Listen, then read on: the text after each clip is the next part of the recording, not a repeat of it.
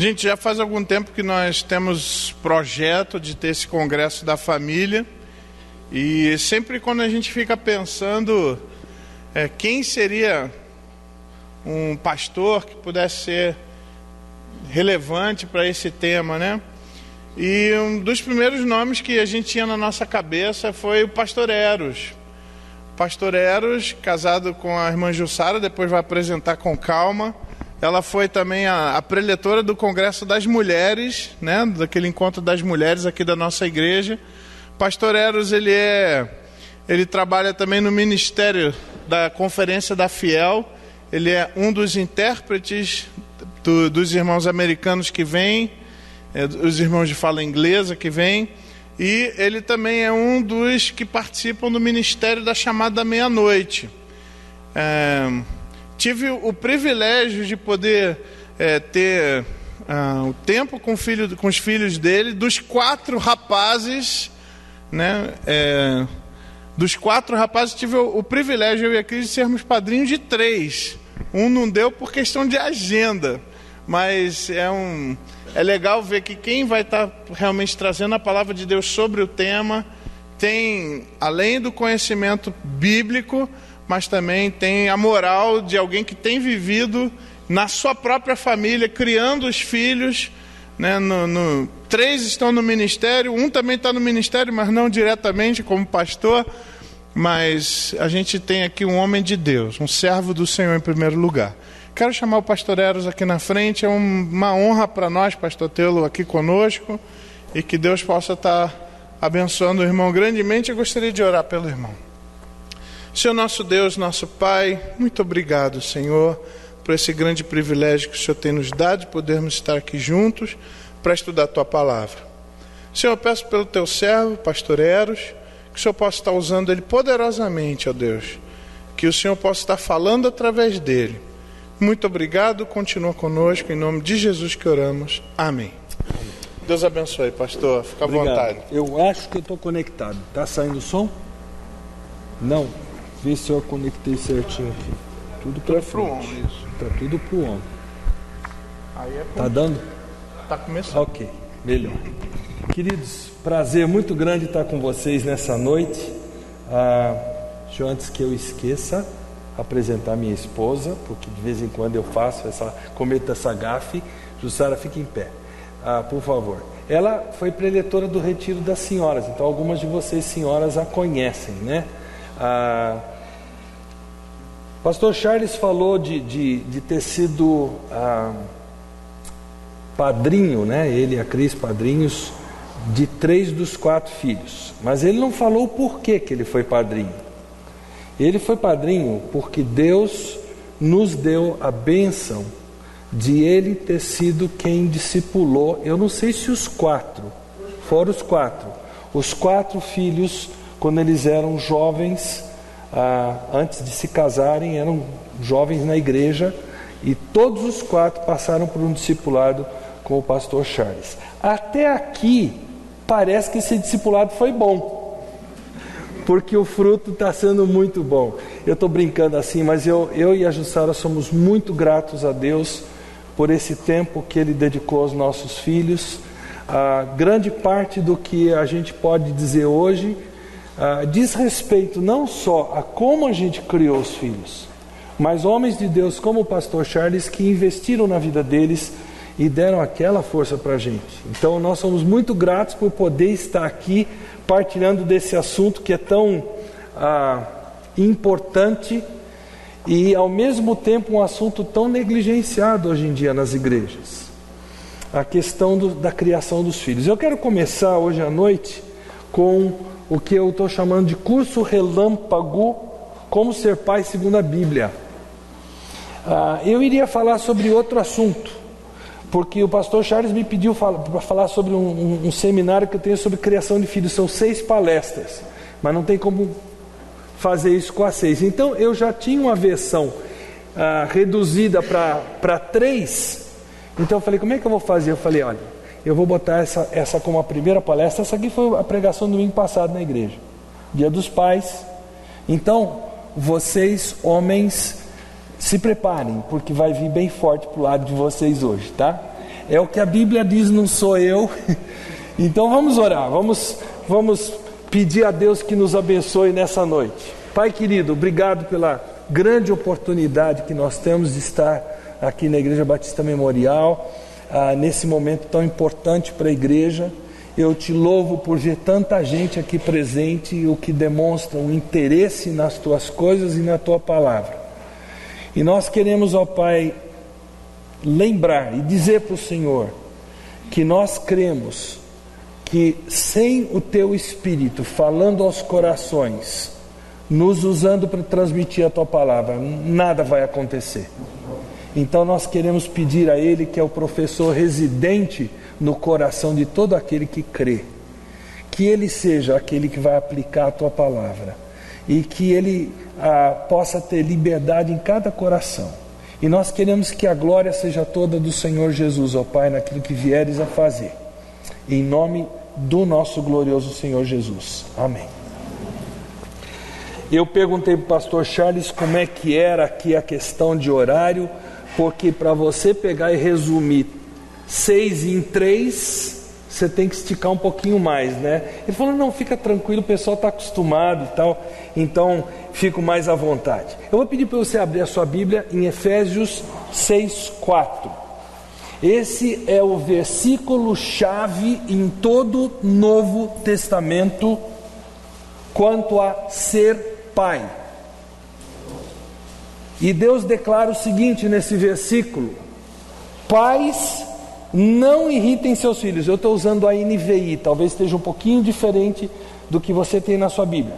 Pais, não irritem seus filhos, antes criem-nos segundo a instrução e o conselho do Senhor. Vamos repetir isso juntos? Pais, não irritem seus filhos, antes criem-nos segundo a instrução e o conselho do Senhor. Eu estou vendo alguns filhos assim com um belo de um sorriso, principalmente nessa primeira fase. Pais, não irritem seus filhos. Eu acho que eles estão felizes pelo que vem aí, né? Ok. Gente, eu acho impressionante como é que um versículo com tal economia de palavras pode dizer tanta coisa. Livros têm sido escritos, tratados, seminários, muito tem sido escrito e produzido sobre ser pai. No entanto, ninguém consegue reduzir tudo isso a uma única afirmativa e nela dizer tudo: não irritem seus filhos, antes criem-nos segundo a instrução e o conselho do Senhor. Esse é o padrão de Deus para o ser pai. E deixe-me dar um recadinho para as irmãs, também para o ser mãe. Eu estou falando para os homens, vocês já vão entender por quê, mas para a mulher o padrão não é diferente. É bom que a gente deixe claro que nós somos povo remido de Deus, nós somos chamados para sermos únicos, nós fomos chamados para sermos diferentes. A carta inteira de Efésios destaca isso para nós, que nós não devemos viver conforme o mundo. Em Efésios nós vemos que nós somos luz, nós não somos trevas, nós vivemos em sabedoria, não em loucura, nós andamos no Espírito, não na carne, nós somos únicos. Portanto, Deus temos o conhecimento de Deus, temos a palavra de Deus, temos o Espírito de Deus, e Deus nos chamou para viver dessa forma singular, diferente. Ele nos chamou para sermos santos, essa é a expressão bíblica. E isso se aplica também à família. Nós não conduzimos os nossos relacionamentos familiares como fazem as pessoas não regeneradas, como o mundo faz. Nós temos um padrão completamente diferente. Foi Deus que estipulou esse padrão, e Ele começou lá com Israel. Lá em Levítico 18, versículos 3 e 4, vai aparecer aqui na tela. Ele diz assim: não procedam como se procede no Egito, onde vocês moraram, nem como se procede na terra de Canaã, para onde eu os estou levando. Não sigam as suas práticas. E ele acrescenta: pratiquem as minhas ordenanças. Obedeçam aos meus decretos e sigam-nos. Eu sou o Senhor, Deus de vocês.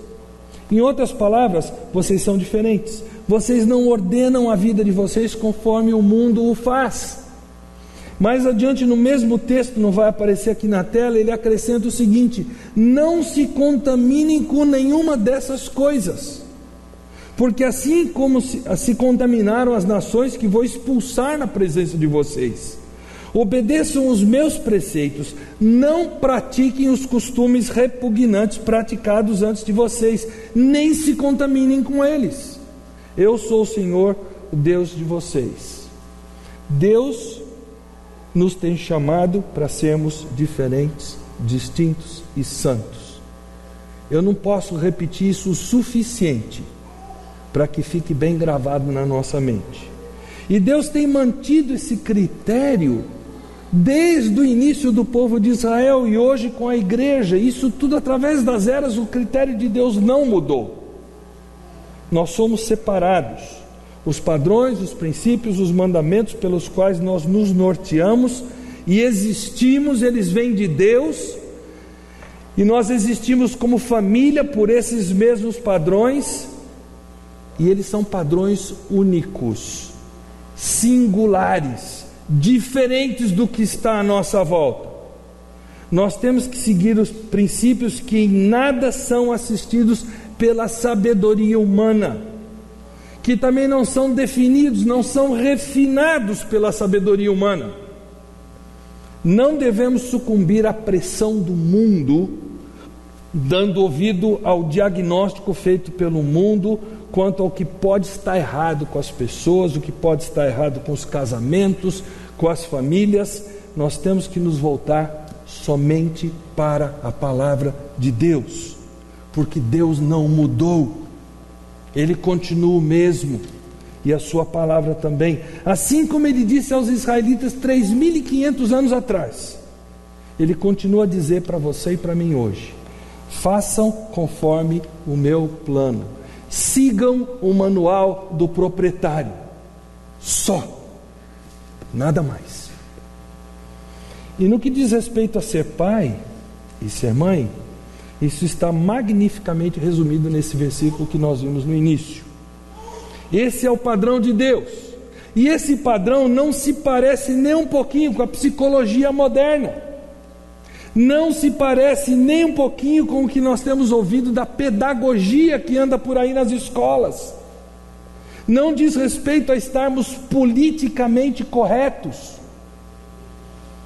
não soa nem um pouco parecido com qualquer coisa que o mundo tenha a dizer para nós, porque qualquer coisa que o mundo tenha a dizer para nós é humana, e isso aqui, por outro lado, é palavra de Deus, não existe comparativo. E a melhor forma de introduzirmos o assunto é reconhecendo que todos os filhos vêm de Deus. A palavra de Deus é muito clara, que Deus presenteia os filhos para nós, e Ele nos dá um manual de como criar esses filhos. Gênesis 4:1 declara que Eva engravidou e deu à luz a Caim, e disse: com o auxílio do Senhor. Ela não diz com o auxílio de Adão, ela diz com o auxílio do Senhor eu tive um filho homem. Desde o princípio Eva sabia claramente de quem vinham os filhos. Ela nem citou Adão, ela foi direto para Deus. Passados alguns anos, ela deu à luz a outro filho, a quem chamou Sete, dizendo: Deus me concedeu um filho em lugar de Abel. Filhos, conforme declara o Salmo 127:3, são herança do Senhor, são presentes dados por Deus para existirem para o louvor da glória dele, para serem para nós, pais, verdadeira fonte de alegria. Mas não é comum os filhos se tornarem fonte de dor de cabeça, motivo de coração partido, porque o padrão de Deus não está sendo devidamente aplicado, obedecido pelos pais? À medida que nós focarmos no padrão divino, nós vamos estar atentando para a nossa responsabilidade, estaremos contemplando uma jornada de júbilo, de bênção para a vida dos nossos filhos, para a nossa própria vida como pais. E hoje eu posso dizer para a nossa vida como avós, é uma delícia. A instrução contida lá em Efésios 4 é dada à paz. E a palavra no grego aqui aplicada é a palavra pater, de onde vem termos em português paterno, paternidade, que diz respeito a quem? Ao homem. Meus queridos, não tem escapatória. Deus está dizendo para você, a primeira pessoa responsável pela criação dos filhos é o homem. Eu acho que a gente pensa diferente, né? A gente não quer que a esposa fique em casa e cuide dos filhos. Ou quando ela trabalha fora, quando a gente chega em casa, quem é que a gente quer que cuide dos filhos? A Bíblia diz que é o homem. Uau! Que negócio diferente! Eu não estou dizendo que a mulher não tem responsabilidade, ela tem. Ela é auxiliadora dele. Mas se tem alguém que vai responder para Deus por que os filhos saíram assim ou assado, a Bíblia está dizendo é o homem.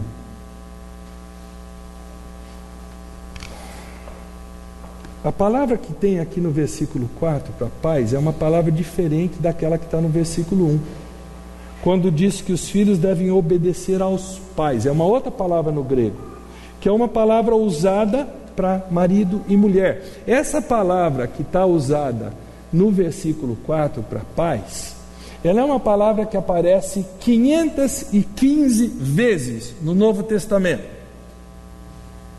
Dessas 515 vezes, somente uma é usada para marido e mulher. Todas as demais são só para o homem. Será que isso dá um recado para nós, homens? Acho que dá, né?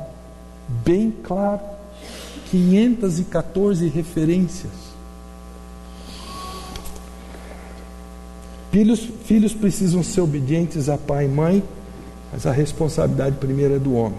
A descrição de cargo é igual para os dois, o que tem que fazer com os filhos, mas a responsabilidade primeira é do homem. Paulo aqui está deixando claro isso. O homem é o sacerdote do lar, deveria ser pelo menos. É nitidamente um recado para que o homem assuma a posição, o papel que Deus lhe deu, e que também que a mulher assuma o papel que Deus deu para ela, de alguém que auxilie e corresponda ao marido. O homem sozinho ele não dá conta, ele precisa da mulher ao seu lado. Ambos têm a responsabilidade. O governo, a liderança, o superintender da vida dos filhos, para que estes venham a trazer honra e glória a Deus. Mas quem é que vai dar contas em primeiro lugar? É o homem. Está claro, queridos? Quem está falando isso é o pastor Eros? Não, é a palavra de Deus. E esse padrão é bem diferente daquele encontrado no mundo de hoje. Hoje, pela lei brasileira, a mulher pode, digamos, ser o chefe da casa, a chefa da casa, né? Ter total responsabilidade. Tem muito homem gostando disso, porque ele está passando a responsabilidade para frente, responsabilidade que Deus deu para ele. É bem diferente do padrão bíblico. Agora, não é só hoje que o padrão é diferente, na época de Paulo também já era. Por isso que Paulo pode escrever com tanta propriedade, com tanto conhecimento. Havia na época de Paulo uma lei romana da família chamada pátria potestas. Literalmente significa o poder do pai. E o pai romano, ele tinha poder absoluto sobre a sua família. Ele era um verdadeiro ditador. Ele detinha o poder de vender seus filhos como escravos, se ele quisesse. Ele podia fazer com que seus filhos trabalhassem acorrentados num campo de trabalho. E, gente, a história testemunha que isso aconteceu de fato. Eles faziam isso. Por mais que isso nos escandalize hoje, eles podiam chegar ao ponto, queridos, de matar um filho, uma filha, sem dar satisfação para quem quer que seja. e ninguém iria cobrar deles nada. Era assim que era ali na época de Paulo. Pátria potestas. Claro que a mulher entrava de lambuja aí também, né? Ela também recebia um tratamento que não era nada digno. Agora, o que nós temos hoje? Como sempre acontece na história, o pêndulo, quando ele vai de um lado, ele não para no meio, ele vai para o outro extremo, né? Então, o que nós temos hoje? Nós temos exatamente o eco do que era naquela época. Hoje nós temos homens que não se sentem nem um pouco responsáveis, senão por suprir o sustento da casa. Homens que suam a camisa para ganhar o sustento, e quando eles chegam em casa, principalmente se a esposa não trabalha fora, em lugar dele dar uma folga para a esposa e ele assumir, cuidar dos filhos, disciplinar, conversar, instruir, etc., esses homens, eles agem como verdadeiros papais noéis. Eles fazem todas as vontades da criança, muitas vezes estragando tudo aquilo que a mãe fez o dia inteiro.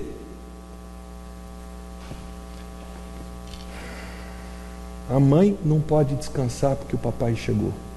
É como se ela não tivesse esse direito. Se por um lado nós temos ainda hoje a figura do pátria potestas, homens que são covardes, que maltratam impiedosamente os filhos, inclusive as esposas, eu creio que essa não é a regra de hoje. Ela existe, essa situação, mas a regra de hoje é o outro extremo do pêndulo, como eu disse para vocês.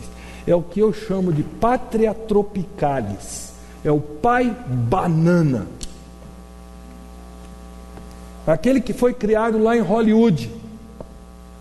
Vocês querem alguns exemplos disso na televisão?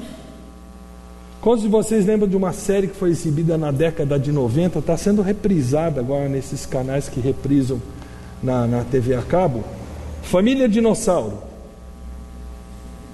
Quem é o reizinho da casa? É o Babysauro, né? E quem é como é que ele consegue as coisas, vocês lembram? Esperneando, chorando, batendo a perna, batendo palma, gritando, até conseguir, né? Qualquer semelhança é mera coincidência. Quem é o bobão da casa? É o pai. Vocês reparam as táticas do diabo sendo empregadas para inverter o que Deus criou? E os Simpsons? Conhece esse seriado? Quem reina? Como é que ele chama? Bart Simpson, né? E quem é a figura mais achincalhada, sempre paga mico nesse seriado? Homer Simpson, que é o pai. Sempre a mãe, quando entra, ajeita as situações e tal. Me desculpem o termo, mas é um termo que cabe muito bem aqui. O amazonense tem um termo que não tem igual no Brasil. O pai, no caso desses seriados e no caso dos pais bananas que eu estou falando, é um verdadeiro leso. Essa expressão no amazonense quer dizer um bocó, alguém que não serve para nada. Deus determinou o bem da família e Ele deu um padrão. E o que nós estamos vendo acontecer no mundo de hoje é isso ser virado de cabeça para baixo. Então, antigamente o homem era um tirano. Ainda há homens tiranos, mas isso é exceção. Hoje a maioria dos homens não quer saber da responsabilidade. E muito disso tem a ver com o que nós estamos assistindo na televisão. Alguns anos atrás foi feito um estudo por sociólogos da Universidade de Harvard, chamados Sheldon e Eleanor Glueck, são marido e mulher. E eles estudaram os fatores que evitam que os filhos se tornem delinquentes. Preste atenção à interessante conclusão que estes que não são necessariamente cristãos chegaram. A disciplina do pai, justa, firme, coerente. A supervisão da mãe no lar, sabendo onde é que os filhos estão, o que estão fazendo e estando à disposição deles, principalmente quando o pai não está por perto. O carinho ininterrupto de pai e mãe, demonstrado entre ambos, marido e mulher, e aos filhos. A coesão da família, ou seja, eles investem tempo juntos como família. Pai e mãe, até conforme estudiosos seculares, precisam estar unidos nesse maravilhoso privilégio que é a criação de filhos. E o pai tem que tomar a iniciativa. E à medida que nós olhamos para o versículo, que nós reparamos que ele tem instrução para os filhos em dois aspectos, um negativo e um positivo. Então vamos começar pelo negativo. Não irritem seus filhos. Como é que pais irritam seus filhos? Há várias maneiras que isso acontece. A revista atualizada vai dizer: não provoqueis os filhos a ira, né?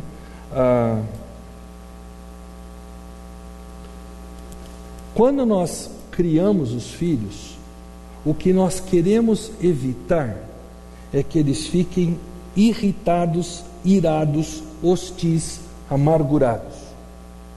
E nós temos a capacidade de fazer com que eles fiquem assim, se nós agirmos errado. Nós não queremos, com certeza, que eles se voltem contra nós. Colossenses 3:21 vai acrescentar a esse mandamento de Efésios 6:4, para que eles não se desanimem. Quer dizer, não só que eles não se irritem, não fiquem amargurados, mas que eles cansem de tentar agradar os pais. O que você não quer é destruir seus filhos. Esse termo provocar, ele é mais bem traduzido pela NVI quando ela diz irritar, tornar irado, né? É possível nós contribuirmos para o que tem acontecido no nosso mundo. Nós temos visto jovens se revoltarem com os pais, matarem os pais, ou saírem por aí em vários países. Já aconteceu no Brasil, já aconteceu várias vezes nos Estados Unidos, na Europa, pegar uma arma e disparar e matar não sei quantas pessoas. É possível a gente contribuir para que filho ou filha se torne um jovem assim. Basta a gente ignorar o que a palavra de Deus diz, e esse vai ser o cardápio. Como é que isso acontece? Primeiro, super protegendo-os. Sabe como funciona? Você constrói cerca ao redor dos seus filhos e você nunca confia nele. Você não dá oportunidade deles desenvolverem independência. Um dia eles vão ser independentes e você hesita em deixar que eles tomem iniciativa. Isso vai instilar na criança um ânimo irritadiço. Pais precisam dar para os filhos uma certa liberdade de expressão, de tentar uma nova aventura, gradualmente liberando os filhos. Afinal, eles vão crescer, eles vão ser seres independentes um dia. Foi Deus quem projetou assim. Então solte as amarras. A superproteção, ela frustra e ela irrita o filho. Nós vivemos num mundo onde pais crentes provavelmente pensem que a forma deles protegerem os filhos deles é construindo cerca ao redor dos filhos, não deixando eles fazerem nada. Eu fui um filho super protegido numa área que, graças a Deus, não pesou muito. Como meu pai era da área de saúde, ele não me deixava tomar gelado, um monte de cuidados assim que, se eu for descrever para vocês não vão acreditar. Sabe qual foi o resultado disso? Eu tive todas as doenças de criança e tive algumas outras que poucas crianças têm. Eu tive paratifo, eu tive mononucleose, eu tive escarlatina. Tudo por causa da superproteção. Eu não tinha defesas. A superproteção, ela é daninha. Ela não ajuda. Sabe como é que a Jussara e eu criamos os meninos? Talvez a gente tenha ido para o outro extremo do pêndulo, né? Quando o Bruno mais velho tinha 15 anos, e os gêmeos, Henrico e Lauro fez estágio aqui com vocês se lembram? Tinham 13, né? 12 para 13. Eles saíram da nossa casa em Campinas, eles pegaram a Dom Pedro de bicicleta, eles percorreram 77 quilômetros e foram até a casa da avó. Teve gente que chamou a gente de louco. Claro que a Dom Pedro não era o que é hoje, de trânsito, era bem mais tranquilo, tal, mas assim mesmo teve gente que achou que foi loucura. A superproteção, ela é ainda mais perigosa quando nós tomamos todas as decisões pelos filhos, com medo que eles cometam erros, como se o nosso maior aprendizado não viesse de más decisões que nós tomamos. Nós protegemos os nossos filhos, sabe do quê? Daquela professora megera, que ainda acredita em disciplina. Ah, gente, como isso é terrível. Outra forma de irritar os filhos, demonstrando favoritismo.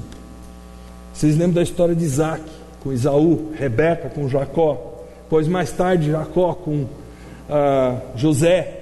Nunca demonstre favoritismo a um filho. Nunca compare um filho ao outro. Cada um deles é único.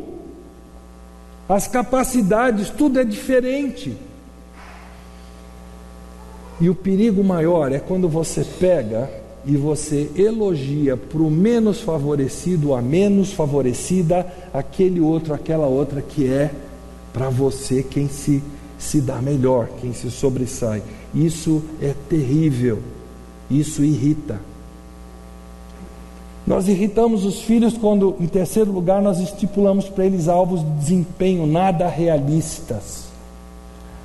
Se seu filho passa de ano sempre com nota 5, por favor, não espere que ele vá fazer medicina na USP, não vai dar certo. Não tenha essa expectativa para ele, você vai matar seu filho, sua filha. Tenha expectativas realistas para eles. Muitas vezes os pais, eles jogam essas tarefas assim, tremendas de desempenho na escola, desempenho como atleta, justamente para compensar a frustração que eles tiveram de não ter conseguido ser, né? Então aí pega aí, aquele filho dá para ser tem jeitinho com a bola, você já sonha com ele sendo centroavante do Corinthians. Para com isso, cuidado. Até porque se ele fosse ser centroavante do Corinthians não vai ser grande coisa, tem que ser do Santos. Demonstrando tolerância excessiva é uma outra forma de você irritar os filhos. A moeda tem dois lados, né? Falei de você não super proteger, não deixar eles fazerem, mas também o outro lado também é daninho, né? Dá tudo que a criança quer, sem a gente ter condições financeiras para isso. Quando a gente sai catando cacos daquilo que eles fizeram, que eles destruíram, sejam coisas físicas, sejam sentimentos de pessoas. Quando nós permitimos que eles joguem toda a responsabilidade do que eles fizeram de errado sobre os ombros de outras pessoas. Quando nós permitimos que eles pequem e tudo que nós fazemos é deixá-los se safarem com o seu pecado. Quando nós livramos os filhos de todas as encrencas em que eles se metem, não deixando eles assumirem responsabilidades pelos seus atos. No fim das contas, esses filhos, quando eles forem encarar o mundo, não vai ter ninguém para assumir a responsabilidade pelas besteiras que eles fazem. E eles vão acabar irados, amargurados, quem sabe até violentos, né? É exatamente o tipo da geração que nós estamos vendo crescer nos dias de hoje. E para nossa vergonha, essa geração está crescendo inclusive dentro da igreja. Irrita-se uma criança quando nós a desanimamos, desencorajamos. Há duas principais maneiras de você fazer isso: falta de compreensão e falta de recompensa. Essas duas atitudes, elas destroem a motivação da pessoa, acabam com qualquer incentivo. Eu sempre fui um pai muito exigente, muito exigente, e eu sempre fui muito pouco propenso a encorajar meus filhos. A minha esposa fazia isso muito bem, eu nunca fiz isso muito bem, até que um dia eu fui parar num acampamento, eu fui ser preletor num acampamento, e nesse acampamento havia uns aparelhos lá, cordas e coisas assim, para você fazer em equipe. E a ideia desses aparelhos era promover justamente o trabalho em equipe, e como o encorajamento é vital para que isso aconteça. Quando eu vi aquilo, eu falei: gente do céu, o que eu estou fazendo? Aí eu voltei para casa com outro propósito. Eu fui ser preletor e fui instruído naquele acampamento. Eu não vou dizer para vocês que eu consegui e sempre consigo. Eu ainda tenho muitas lutas com isso, mas pelo menos eu me tornei consciente de que eu, como pai, tinha que saber encorajar meus filhos. Irritamos nossos filhos quando deixamos de nos sacrificar a favor deles. Quantos pais há que fazem os filhos se sentirem como verdadeiros intrusos? Pais que realizam os seus programas e encostam os filhos na casa da avó, na casa da tia, não sei aonde, para que eles possam fazer aquilo que é gostoso para eles. Isso acontece quando você, meu querido, minha querida, valoriza mais a sua pós-graduação do que seus filhos. Quando você valoriza mais a sua carreira do que seus filhos. Agora, isso para a mulher tem um preço maior do que tem para o homem. Porque a mulher, ela recebeu de Deus um mandato de ser mãe. E ser mãe significa estar ali do lado do filho. E muitas estão abandonando isso porque sonham com uma carreira. É disso que eu estou falando. Eu me recordo quando a Jussara, por decisão dela, não teve nenhuma influência minha, nós não conversamos a respeito, ela chegou e disse claramente: quando a gente tiver filhos, eu não vou trabalhar fora. Aliás, quando nós casamos, ela deixou de trabalhar fora. E ela voltou a trabalhar fora quando o nosso caçula tinha 13 anos, o Leandro. Aí é que ela voltou a trabalhar. Aí é que ela foi fazer a faculdade dela. Eu não posso louvar a Deus o suficiente pelo papel que a minha esposa desempenhou, por ela ter se sacrificado em favor dos filhos. Muito do que eles são hoje se deve ao fato de que ela disse não para os alvos pessoais. Alvos que não tinham nada a ver diretamente com a família, eram de realização pessoal. E ela disse: a minha maior realização vai ser esses meninos crescerem temendo ao Senhor. E queridos, isso funciona. Eu me entristeço quando eu vejo hoje ser tão comum uma criança ter mais apego a uma babá, ter mais apego a uma avó, a uma tia que os cria, do que a própria mãe. Irritamos nossos filhos quando nós impedimos que eles cresçam. Deixe o seu filho, a sua filha pisar na bola um pouquinho. Ou você nunca pisou na bola? Eu confesso para vocês que quando eu vejo um pai, uma mãe que fica irritado quando uma criança pequena sentada num cadeirão esbarra no copo de leite e vira sobre a mesa, quando eu vejo um pai e uma mãe se irritar com uma criança que fez isso, e eu já vi cenas em que até bateram, a minha vontade é bater nesse pai e nessa mãe, porque isso não está errado. A criança está se desenvolvendo, é falta de coordenação motora, falta paciência para esses pais. Dê liberdade para os seus filhos praticarem as suas criancices, planejar fazer coisas tontas, é da idade. Não queira que sejam adultos antes da hora. Eu sugiro que você apronte com seus filhos. Eu acho muito interessante quando filhos se juntam com a mãe ou com o pai para aprontar com o outro cônjuge, brincadeiras inocentes que não são de desrespeito, nada, mas que ou um com o outro e tal, com devido respeito, é claro. É muito gostoso você ver isso acontecer. Quando você não dá liberdade para isso acontecer dentro de casa, você está irritando seus filhos. Rapidamente, 3 últimas coisas irritam os filhos. Negligência. Vocês lembram do caso de Davi com Absalão? Davi não tinha tempo para os seus filhos. Davi foi um dos piores pais da Bíblia. E Absalão era aquele tipo de filho que você tem que ter do lado, rédea curta. O que aconteceu? Davi não deu bola para isso. Absalão tomou coragem, se revoltou contra o pai, quis derrubar o pai do trono, e ele acaba como? Morto pelos exércitos de Davi, por causa da sua revolta contra o seu pai. Quem foi responsável por isso? Davi. Por isso que Davi chorou tanto a morte de Absalão. A pior das negligências é a negligência da disciplina. Nós vamos falar sobre isso mais para frente, esses dias. Quando a psicologia veio com uma bobagem chamada não diga não à criança, isso uns 25, 30 anos atrás, eu disse para quem chegava com essa ideia para o meu lado, e dizia assim, vá catar coquinho. Ah, mas a psicologia, olha, a psicologia pode estar dizendo isso hoje. Eu prefiro confiar num cara que 3.500 anos atrás, chamado Salomão, disse que tem que ter disciplina e tem que dizer não para a criança sim. Ela tem que ter limites.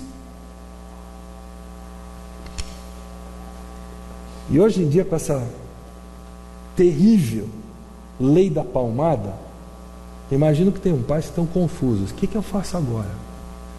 Você continua obedecendo a Deus, meu querido, minha querida. Claro que você vai tomar mais cuidado. Você não vai se expor à toa. Mas continua obedecendo a Deus. Nós vamos tratar da vara e tudo mais, vai chegar lá. Padrões que Deus estipulou. Uma palavra de cautela aqui. Pais que têm a tendência de serem duros além da conta, além das medidas que a Bíblia disse que deve haver na disciplina, eles não podem se deixar enganar pelo diabo, que vai sugerir que se eles não forem bastante duros, eles estarão sendo negligentes. Eles têm que ter o padrão bíblico, não o padrão da cabeça deles. E por outro lado, negligência pode ser expressa por pai ou mãe que acredita em todas as mentiras que o filho fala, porque acha muito complicado escarafunchar para descobrir a verdade. Outra coisa que irrita as crianças é fazer uso de palavras abusivas. Eu penso principalmente em crianças pequenininhas. É injusto uma criança que tem um vocabulário limitado enfrentar você, pai e mãe, humilhando aquela criança com palavras, tantas vezes dizendo para aquela criança aquilo que você não teria coragem de dizer para mais ninguém, mas para ela você fala. Palavras carregadas de raiva, de sarcasmo, que ridicularizam. Com toda a franqueza, isso é covardia. Palavras abusivas podem ser palavras de constante crítica a outros fora da nossa família. O que vai fazer com que os filhos cresçam achando que a nossa família é especial, melhor do que os outros. Você quer ter filhos que vão ter problema com preconceito racial? Veja bem o que você está dizendo para eles a respeito da família A, B ou C. É daí que vem. É dentro de casa que começa. E por meio do abuso físico nós também irritamos as crianças. É outra covardia. É o outro lado da moeda que eu falei há pouco, da negligência da disciplina. Uma criança irritada, irada, não incomum é que ela tenha sido surrada além da conta, punida excessivamente, geralmente por um pai ou mãe que se deixou levar pela ira, pelo desejo de vingança, só porque estava interessado em não ser perturbada no seu sossego, e não porque a criança precisava de correção para o bem dela. Aqui uma outra palavra de cautela. Pais geralmente negligentes, frouxos com a disciplina, não podem se deixar enganar pelo diabo de que estão sendo abusivos se eles praticarem a disciplina bíblica, descrita pela palavra de Deus, comandada pela palavra de Deus, ordenada pela palavra de Deus. São coisas simples e práticas, e essas são algumas das coisas a mais, nós não temos tempo para mais, mas coisas que irritam os filhos, elas estão listadas aí, nisso que nós comentamos. Mas e o lado positivo do mandamento? Antes, crie-nos segundo a instrução e o conselho do Senhor. A expressão criem-nos já diz para nós que elas não vão se trabalhar sozinhas, elas não vão se criar sozinhas, elas precisam ser criadas. E isso quem faz é pai e mãe. Você tem a responsabilidade, a obrigação de criá-los. E esse verbo criar, ele quer dizer fazê-los crescer até a maturidade, alimentá-los rumo à maturidade. E esse verbo, uma curiosidadezinha, ele está no grego no presente ativo imperativo, que pressupõe uma ordem. E é uma ordem de ação continuada. Sabe o que esse verbo está dizendo para você, papai e mamãe? Pegue os seus filhos e 24 horas por dia trabalhe para que ele atinja a maturidade. 24 horas por dia. Você só tem descanso quando ele chegar à maturidade. Antes disso, você não tem férias dessa tarefa. Eu vejo muitos pais fazendo vistas grossas a esse mandamento. Eles põem filhos no mundo, estou falando de crentes, tá? Eles deixam a coisa acontecer. E depois, mais tarde, não sabem o que aconteceu. Vamos para a instrução prática. Como é que a gente cria filhos segundo a instrução e o conselho do Senhor? Provérbios 4, 23 desvenda o segredo para nós. Esse texto mostra para nós o que é de errado com os meus filhos e com os seus filhos. E com todas as crianças, por menores que sejam. Acima de tudo, guarde o seu coração, pois dele depende toda a sua vida. Porque nós temos aqui uma afirmação categórica, divinamente inspirada, de que a nossa vida depende do nosso coração. A revista atualizada diz assim: porque dele procedem as fontes da vida, para dar um tom poético, mas mais enfático ainda. Todas as questões relativas à vida vêm do coração. Vocês lembram do que Jesus disse lá em Marcos 7, 21? Pois do interior do coração dos homens vêm os maus pensamentos, imoralidades sexuais, os roubos, homicídios, adultérios, cobiças, maldades, o engano, a devassidão, a inveja, calúnia, arrogância e insensatez. Todos esses males vêm de dentro, eles não vêm de fora.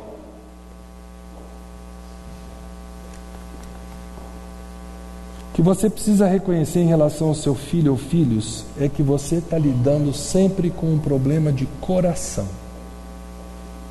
Não é um problema de comportamento, não confunda as coisas. E a instrução secular é sempre para o lado do comportamento, nunca para o lado do coração. A Bíblia diz: o comportamento não é um problema, ele é um subproduto. O problema está aqui dentro, o coração.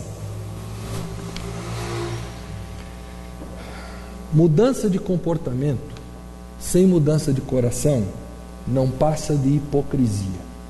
Mais cedo ou mais tarde, o comportamento volta a ser o que era. É uma tapeação, porque o pecado e a rebelião ainda estão lá dentro e a expressão só está sendo camuflada, só está sendo postergada. Todo comportamento, toda conduta está ligada a alguma condição do coração. Nós vamos ver isso mais em detalhes mais para frente. Alguma atitude do coração. O ensinamento bíblico, ele é diametralmente oposto ao ensinamento da psicologia behaviorista ou comportamentalista que nós vemos hoje reinando por aí e sendo responsável, sendo base para a chamada pedagogia pós-moderna que você encontra nas escolas. Se alguns de vocês são professores, vocês estão identificando o que eu estou falando aqui. Pais, prestem bastante atenção. Sua tarefa como pais é começar pelo coração da criança. É por aí que você começa. Em primeiro lugar, ajude a criança a entender que ela possui um coração muito pecaminoso. E essa corrupção interior se expressa em palavras más, palavrões, desacatos, linguagem ferina, se expressa em pensamentos maus, mau juízo que a gente faz dos outros, o arquitetar o mal contra uma outra pessoa, e se expressa também em atos malignos, tudo que nós fazemos de errado. A criação dos filhos tem que mirar no coração. Se mirar no comportamento, vai ser fraco e vai ser superficial. A criação dos filhos tem que ser algo redentor, algo que transforma a criança. Mira no coração, e a primeira coisa que comunica a criança é que ela possui um coração ímpio, pecador e que está alienado de Deus, e por isso é fonte de toda iniquidade imaginável. Agora você vai dizer: pastor, eu vou dizer isso para o meu filhinho que tem 3 anos de idade? Claro que você vai escolher as palavras para dizer isso e como você vai comunicar, mas sim, você vai dizer isso para ele. A menos que você queira que seu filho cresça iludido e acredite nas mentiras de Satanás. É preciso que aconteça alguma coisa que transforme o coração daquela criança. Esse tipo de preocupação dos pais é o que conduz os filhos à salvação e à santificação. O Ted Tripp, naquele seu magnífico livro Pastoreando o Coração da Criança, que é onde eu baseei o seminário que eu vou começar a dar a partir de amanhã à noite, ele expressou essa verdade teológica da seguinte forma: o menor campo de batalha do mundo é o coração da criança, e conquistá-lo requer combate corpo a corpo. O coração de seu filho é um campo de batalha onde o pecado e a justiça estão em pleno conflito. É o padrão de Deus e o padrão ímpio do pecado lutando. E se você deixar solto, sabe quem vai sair vencedor? Não é o padrão de Deus. Espera aí. Aquele bebê Johnson, aquela menininha de Maria Chiquinha, tão pequenininha, é isso aí? É isso aí. Nós temos uma neta, das 4 que nós temos, hoje está com 1 ano e 4 meses.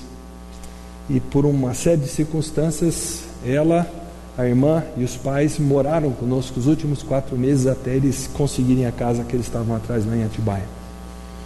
E a gente passou a viver junto com eles.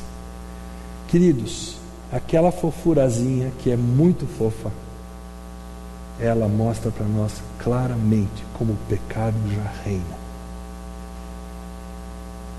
É uma criança que, se ela quer alguma coisa, ela vai atrás com unhas e dentes. Ela chora, ela esperneia, e ela tem pai e mãe que não dão mole para ela. E autorizaram vovô e vovó a não dar mole para ela. E foi assim esse tempo que ela passou lá em casa. Mas o coração é duro. Ele insiste. Você diz não, ela olha para você e vai lá. E não adianta você dizer não a segunda vez. Se você não dá o tapinha e para ela sentir que dói. E o pai já tem uma frase: esse primeiro tapa foi só para você perceber, o próximo vai doer mais. Aí ela tira o time de campo. 1 ano e 4 meses. Bebê Johnson, sim, mas pecado no coração, desde pequenininha. E eu repito para vocês, pais que levam isso a sério. Imagina pais que não dão bola para isso.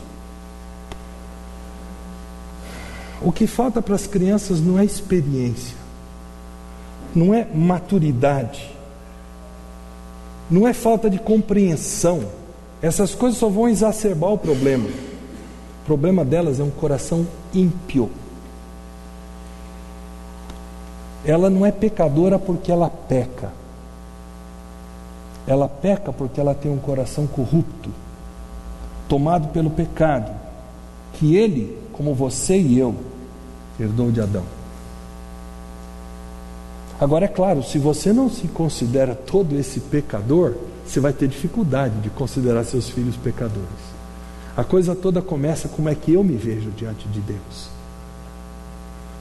Quanto eu sou honesto diante de Deus para dizer: meu Deus, eu tenho X anos de vida cristã e eu estou aqui? Não é possível. E você chora pelos seus pecados. Aliás, esse chorar pelos pecados é o chorar lá das bem-aventuranças, viu? Bem-aventurados os que choram, está falando sobre isso, aquele que conhece que ele é pecador e ele não se conforma de ainda ter as lutas que tem. Mas eu não estou falando sobre bem-aventurança, eu estou entrando num outro lugar agora. Ouça bem, ninguém supera, vence a depravação do seu próprio coração. Ninguém amadurece a ponto de vencer a depravação que está arraigada no seu coração. É por isso que o mandamento do versículo que nós estamos considerando é: criem-nos, segundo a instrução e o conselho do Senhor. O nosso objetivo principal como pais, agora vocês vão levar alguns sustos, não é termos filhos sob controle, não é gerar neles um comportamento social elogiável, não é torná-los educados e respeitosos, não é produzir uma conduta moralmente boa neles, não é sequer torná-los obedientes, não é fazê-los agir de forma a nos orgulhar, não é fazer com que eles obedeçam para obter a nossa aprovação. Nada disso é o nosso objetivo. O nosso objetivo tem que ser a salvação daquele coração que é pecaminoso, a transformação de vida daquela criança. Queridos, a nossa neta mais velha está com 6 anos. Ela é irmã dessa menorzinha que eu acabei de descrever. E é impressionante. Ela veio a Cristo a questão de uns 10 meses atrás, não faz um ano. É impressionante a gente ver a diferença da percepção dela com o que está errado, com o que desagrada a Deus, com o que está sendo alguma coisa que entristece o coração da mamãe. Ela vê a irmãzinha fazer coisa errada, ela vai lá e ela, aspas, prega para a irmã, como querendo dizer: é o teu coração pecaminoso que está fazendo isso. Ela não diz nessas palavras, mas porque ela já tem a consciência. E a criança que tem essa consciência, ela vai ser uma criança fácil de você trabalhar rumo à santificação, a crescer na maturidade em Cristo.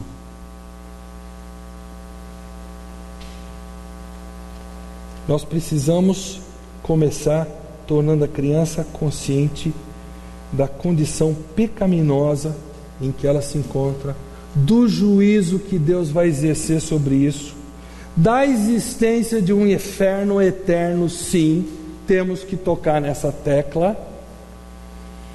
Corrija seus filhos, não para satisfazer um pai ou mãe ofendido, irritado, contrariado. Isso seria vingança. Corrija-os para satisfazer um Deus que foi ofendido pelo pecado dela. Não foi simplesmente irritado pelo pecado dela. Relembre seus filhos que Deus anela pela reconciliação com ele e com ela, através da confiança que ele e ela precisa colocar em Jesus como seu Salvador. Esse é o alvo de criar filhos: o coração, a salvação. Todas essas outras coisas magníficas que estão aí são consequências. Quando você mira no coração da criança, quando a criança conhece a Cristo, isso aí vai acontecer como fruto do Espírito na vida dela. Agora, ouça bem, você jamais faz uso da vara de correção para punir o pecado da criança, porque eu acabei de falar que ela pecou contra Deus, né? Isso não é tarefa sua, punir o pecado. Isso Deus já fez na pessoa de Jesus lá na cruz. Nunca use a vara como pagamento por pecado cometido. Você usa a vara de correção ou qualquer outra correção que você vier a dar para evitar o pagamento vindo das mãos de Deus. E a vara tem um lugar muito importante. Eu já vou alertando vocês nesse sentido, para isso. Mesmo que a maioria dos nossos governantes, senadores, deputados, sejam tão sem percepção da realidade espiritual quanto são, a ponto de aprovar essa tal lei da palmada. Eu quero ilustrar essa instrução sentada no coração rapidamente com uma passagem-chave. Nós vamos voltar a ela, então eu vou só citar bem por alto os versículos, que é Deuteronômio 6. Então veja bem, o que essa passagem diz para nós? À medida que eu crio os meus filhos, o que eu ensino a eles? Olha o que a passagem responde para nós, versículo 4: Ouça, ó Israel, o Senhor, o nosso Deus, é o único Senhor. A primeira coisa que você faz é ensinar seu filho a reconhecer o verdadeiro Deus, que Deus é soberano. Essa é a primeira coisa que nós ensinamos, reconhecer a Deus. Segundo lugar, versículo 5: ensine seu filho a amar a Deus. O texto de Deuteronômio diz: ame o Senhor, o seu Deus, de todo o seu coração, toda a sua alma, de todas as suas forças. Esse é o segundo requisito básico de criar filhos. Terceiro lugar, ensine seu filho a obedecer a Deus, porque o versículo 6 diz que todas estas palavras que hoje lhe ordeno estejam em seu coração. Lembra que eu falei que o coração é o problema? Para dominar o coração, para ele ser disciplinado a obedecer a Deus. Ensine-os a amar a Deus com tudo, e isso implica em obediência aos mandamentos de Deus. Agora, se papai e mamãe não obedecem os mandamentos de Deus, os filhos não vão obedecer. Não adianta você querer ter isso em mente se o que você pratica é outro departamento. Versículo 10: precisamos ensinar os nossos filhos a terem cuidado com o mundo à volta deles. Versículo 10 diz assim: o Senhor, o seu Deus, os conduzirá à terra que jurou a seus antepassados, Abraão, Isaque e Jacó, que daria a vocês, terra com grandes e boas cidades, que vocês não construíram, com casas cheias de tudo que há de melhor, de coisas que vocês não produziram, com cisternas que vocês não cavaram. Em outras palavras, os nossos filhos, eles vão se assenhorar de uma sociedade altamente sofisticada, que já existe, já está aí. Quando isso acontecer, Deus diz, e vocês ficarem satisfeitos, tenham cuidado, ele alerta. Não esqueçam o Senhor que os tirou do Egito, da terra da escravidão. É preciso alertarmos os nossos filhos quando eles estiverem no mundo e começarem a ver, tocar, cheirar, sentir, explorar, experimentar. Precisam tomar cuidado de não se fascinar com essas coisas e se esquecer de Deus.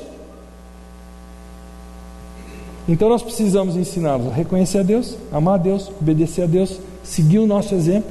Nosso exemplo tem que estar presente, gente. E precisamos ensiná-los a terem cuidado com o mundo. Versículo 7, para encerrar: ensine-as com persistência a seus filhos. Converse sobre elas quando estiver sentado em casa, andando pelo caminho, quando se deitar, quando se levantar. Ensine os seus filhos a imitarem seus passos. O tempo que você tiver disponível, quando eles não estiverem com a cabeça em alguma outra coisa, que a atenção deles estiver solta, capte a atenção deles, para trazê-los de volta para Deus. É o que o versículo está dizendo para nós. Agora, como é que eu vou fazer isso com os meus filhos, se a minha mente está dominada por novela, por filme, por futebol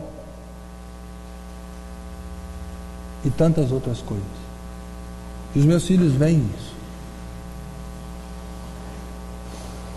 Se Deus não é número 1 na sua vida, meu querido, não tem como ensinar ele a ser número 1 na vida dos seus filhos. Não funciona. Seus filhos precisam enxergar sua vida como uma sala de aula. Cada ocasião uma nova oportunidade para ensinar. Nós vamos falar nisso aqui amanhã mais extensamente. Eu não quero entrar em muito detalhe, só citar para vocês que Jesus usava tudo que ele podia para ilustrar, para trazer a realidade espiritual à tona, a partir do mundo que estava à sua volta. Então Jesus usou a água, as figueiras, a semente de mostarda, os pássaros, o pão, as pérolas, o trigo, o joio, redes, refeições, vinhas, raposas, luz, trevas, tudo para trazer ensinamentos espirituais. Aprenda a fazer isso você também. Nós precisamos sensibilizar os nossos filhos, quando eles são pequenininhos, para conhecer a impressão digital de Deus. Quando a Lívia, nossa neta mais velha, era pequena, um certo dia ela estava triste porque estava chovendo, ela não podia brincar lá fora. Então a vovó Ju pegou a Lívia, fez ela sentar na janela e explicou para ela: a chuva tem esse e esse benefício, foi Papai do Céu que deu, as plantinhas precisam, etc, etc. Mas nós podemos orar para o Papai do Céu amanhã dar um dia de sol, não podemos? Você gostaria de ter um dia de sol amanhã? Então elas oraram. Aí quando a minha esposa acordou, para alívio do coração dela, estava um dia de sol. E quando a Lívia acordou, foi um fim de semana que ela passou conosco, ela foi lá, pegou a Lívia, botou na mesma janela, abriu a janela, e aí ela mostrou como Deus é bom. Sabe o que aconteceu com ela? Passado um dia ou dois, né? Ela pegou a boneca dela e ela sentou na janela e ela estava ensinando a boneca as mesmas coisas que a vovó tinha ensinado para ela. Você entende o que eu quero dizer? Para usar as oportunidades que Deus dá para a gente, elas são imensas, gente. Nós precisamos pedir ao Espírito Santo criatividade para enxergar essas oportunidades. Mas sabe o que vai acontecer se os filhos não tiverem um pai ou uma mãe que não ama esse livro aqui, ó? E eu tenho certeza que essa igreja aqui proporciona oportunidade para os pais para buscarem as coisas de Deus, aprenderem as coisas de Deus. Eu fico de boca aberta quando a gente vai para uma, aspas, função na igreja, um seminário, um culto, escola dominical, e o pai e a mãe não levam nem sequer a Bíblia. Parece que é um estorvo carregar esse livro, né? Se você tem preguiça de carregar esse livro, aprenda a usar o celular. Pelo menos tem a Bíblia no celular. Você acha que isso aqui é muito grande? Eu ainda me atrapalho com o celular, eu prefiro esse livro aqui, sabe? É mais fácil. Se seus filhos olharem para você e eles virem que você não se cansa de ser sério com Deus, vai ser diferente, bem diferente.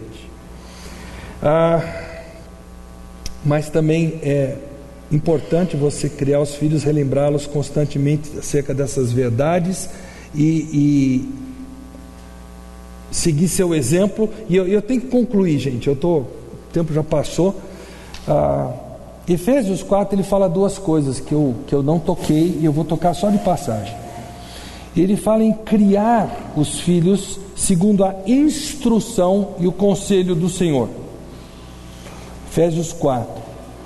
Essa palavra treinar, essa palavra instruir quer dizer treinar, é a mesma palavra que nós encontramos em Hebreus 12, 5 a 11, que é traduzida por castigar ou disciplinar. Inclui todas essas coisas, está tudo presente ali.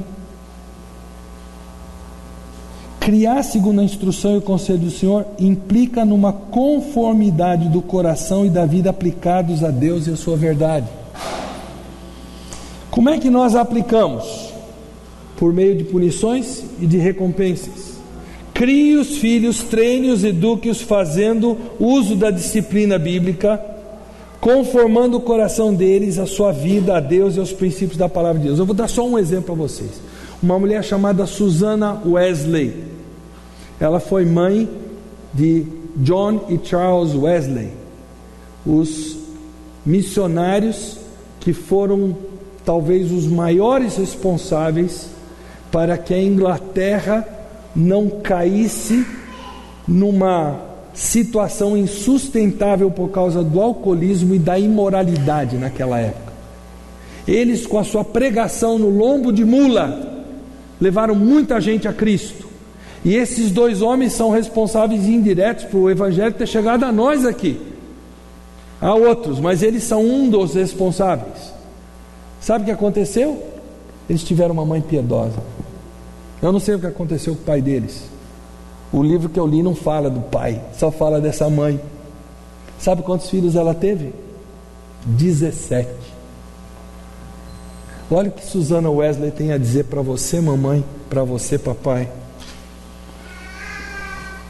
O pai e a mãe que se propõe a subjugar a vontade própria do seu filho, coopera com Deus para salvar a alma dessa criança.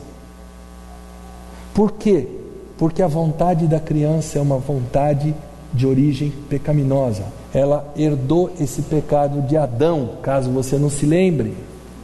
Ela continua: o pai ou mãe, por outro lado, que satisfaz a vontade própria da criança, realiza o trabalho do diabo, torna a religião impraticável, a salvação algo impossível de obter, e dá tudo de si para afogar seu filho, corpo e alma, para sempre. Não ceda à vontade própria da criança, subjugue-a. Isso dito por quem foi dito, será que tem peso, gente? Eu espero que tenha. Eu espero que tenha. Quebrar a vontade da criança é chave. Ensine a criança que ela foi criada por Deus para obedecê-lo, mas que essa obediência não acontece sem a graça de Deus estar presente. Não há nada que a criança possa fazer para obedecer os padrões de Deus. Uma coisa que você precisa estar antenado para o seu filho, para a sua filha, é quando essa criança vira para você e diz: mamãe, papai, eu quero fazer certo, mas eu não consigo. Na hora que essa criança diz isso para você, senta do lado dela, diz para ela que você é igual, mas aí você dá o seu testemunho de como as coisas mudaram na sua vida, o que Jesus fez por você. Essa criança que diz isso, ela está dizendo para você: papai e mamãe, socorro, eu não sei como proceder, eu quero fazer certo, eu quero agradar a Deus, eu não consigo. Aí é que você vai introduzir a graça de Deus e mostrar para ela que sem a graça de Cristo, que foi exercida lá no Calvário, não tem saída. E a criança vai estar aberta ao Evangelho, a entender Jesus como seu Senhor e Salvador. Nessa frase, criem no segundo a instrução e o conselho do Senhor, a segunda palavra é conselho, e ela traz consigo a ideia de um alerta. Nós temos que alertar os nossos filhos que não há apenas consequências físicas no contexto de família para os atos deles. Há consequências e implicações muito maiores diante de Deus.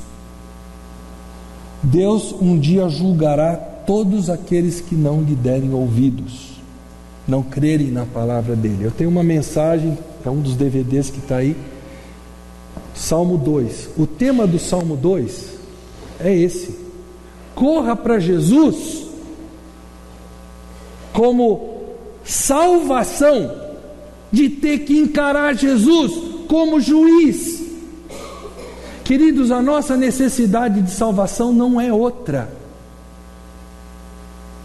Nossa necessidade de salvação não é depressão, não é falta de ânimo, não é nada dessas coisas sentidas que se dá tanta importância hoje em dia. A nossa maior necessidade é de salvação do juiz, o Deus que vai julgar a humanidade. E para quem que eu posso correr para não ser julgado por esse juiz? Para esse mesmo Deus, enquanto Ele está de braços abertos me oferecendo salvação. Esse é o tema do Salmo 2. E é isso que nós temos que ensinar para os nossos filhos.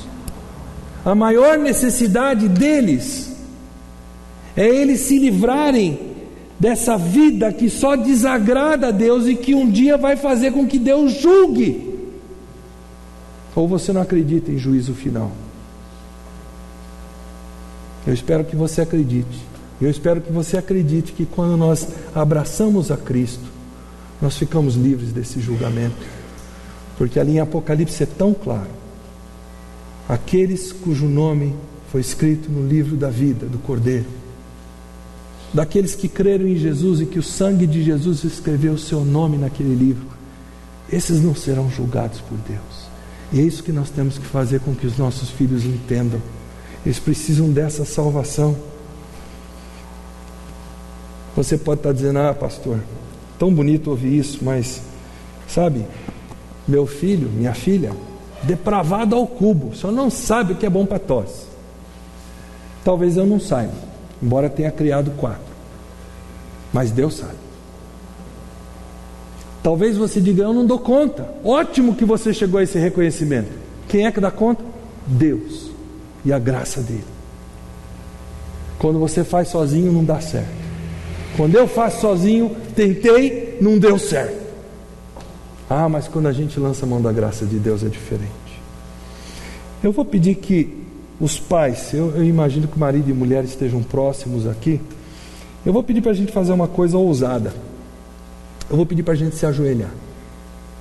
Aqueles que têm condições. Os que não podem por algum problema, não tem problema. Mas pais que possam se ajoelhar. E eu vou sugerir que estejam juntos, marido e mulher. E que orem, se marido e mulher estiverem aqui, é claro, né? Os dois. Mas que orem, pedindo a Deus graça nessa tarefa de criar filhos. Eu estou vendo pessoas que estão meio perdidas. Talvez vocês sejam noivos, é isso? Namorados? Namorados? Se são namorados, são noivos, ótimo. Ajoelhem e comecem a orar pelo futuro, para o dia que Deus der para vocês esses filhos.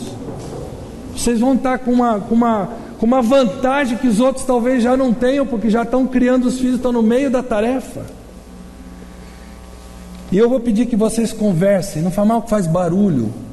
Pode orar em voz alta, para que o outro possa ouvir. Entreguem essa tarefa a Deus. Digam para o Senhor, Senhor, nós queremos glorificar o Senhor com essa tarefa que nós temos diante de nós. Orem silenciosamente.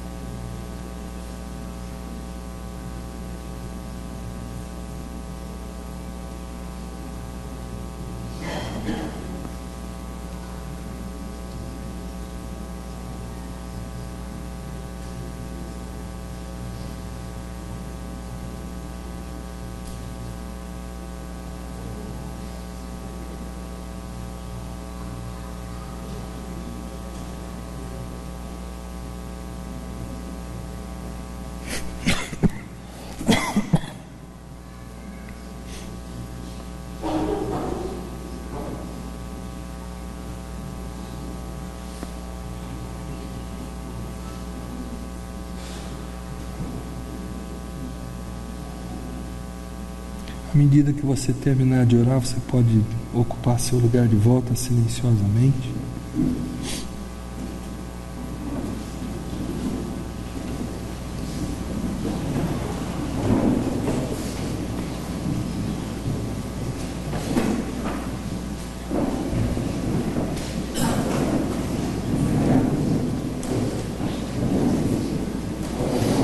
Pai querido, nós te agradecemos porque nós temos a quem recorrer. Nós temos no Senhor o idealizador da família. Nós temos no Senhor o exemplo maior do que é ser pai. Ajuda-nos, ó Pai, a não nos conformarmos com menos, a olharmos para a Tua palavra e dizemos: Pai, pela Tua graça é o que eu quero. Capacita-me. Em nome de Jesus. Amém. Para encerrar, eu queria que vocês olhassem só para esse slide.